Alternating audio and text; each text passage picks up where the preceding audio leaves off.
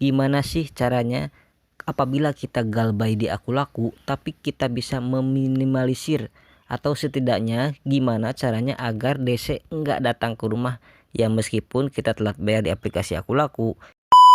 Di video kali ini kita akan membahas masalah resiko gagal bayar di Aku Laku, karena ini banyak sekali yang bertanya ya teman-teman, yang mana sekelas Aku Laku itu kan DC-nya sudah tersebar di seluruh hampir Indonesia, tapi kok bisa sih DC-nya itu enggak datang padahal sudah telat bayar selama 7 bulan lamanya.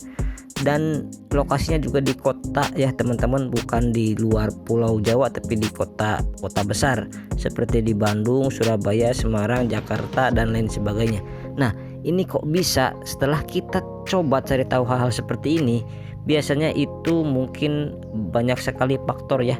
Di antaranya banyak di daerah tersebut memang itu hutangnya lebih besar dan galbanya sudah jauh lebih lama.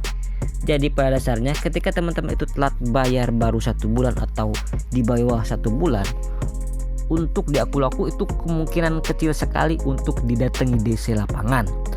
Namun untuk teman-teman yang sudah lewat 3 bulan ke atas di kota-kota besar, itu akan didatangi DC pinjaman online Aku Laku. Ya sebenarnya juga tidak ada cara akurat ya teman-teman, kita tidak bisa dipastikan apakah DC tersebut bisa datang ke kota teman-teman atau tidak.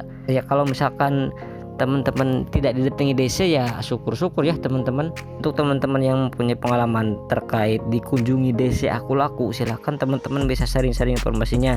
Misal teman-teman dari kota mana, kemudian galbaynya itu berapa, dan seperti itu ya teman-teman. Jadi harapan saya untuk teman-teman yang telat bayar atau gagal bayar di aplikasi Aku Laku saat ini tetap tenang, tetap semangat dan jangan berkecil hati. Insya Allah semua akan baik-baik aja. Insya Allah nggak akan terjadi hal buruk apapun. Amin amin ya robbal alamin.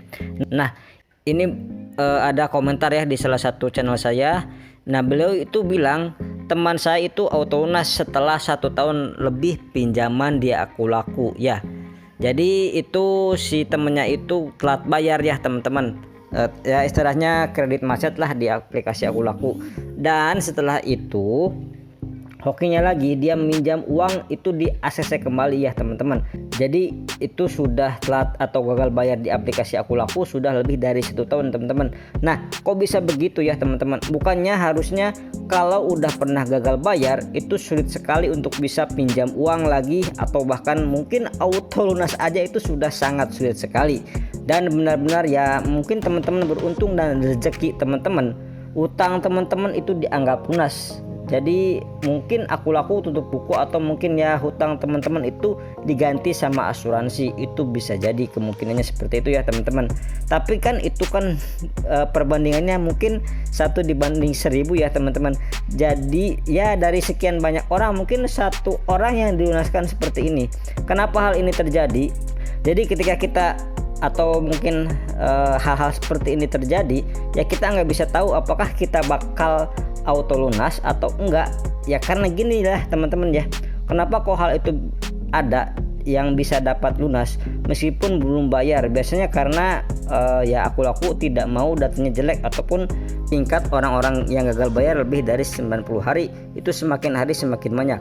Pastinya kalau hutangnya enggak seberapa, hutangnya juga nggak lebih dari misalkan puluhan juta, terus kemudian kemungkinan orang ini bayar, maka tim analisis Aku Laku pasti akan ngasih info ya, mending orang ini di auto lunasin aja, mending orang ini diputihin aja datanya. Itu bisa jadi karena ya kalau enggak bayar, selain rugi uang, Aku Laku secara data juga rugi secara performa ya teman-teman. Jadi gini ya, di mata OJK Aku Laku jadi jelek karena akan ada indikator TKB 90 ya. Jadi tingkat gagal bayar di lewat 90 hari seperti itu ya teman-teman. Terus ada beberapa indikator lain yang kalau mungkin kalau makin banyak yang gagal bayar, terus kemudian durasinya makin lama makin jelek, juga performa dari aplikasi pinjol tersebut itu akan mempengaruhi ya teman-teman. Ya karena ya kita tahu sendiri ya teman-teman, ketika kita sudah gagal bayar pinjaman online atau gagal bayar bank, pasti kita akan masuk ke blacklist. Oke, mungkin cukup sekian di video kali ini. Untuk teman-teman yang mempunyai pengalaman gagal bayar di aplikasi Akulaku, silakan bisa sharing-sharing informasinya di kolom komentar. Sekian dulu di video kali ini, saya pamit. Wassalamualaikum warahmatullahi wabarakatuh.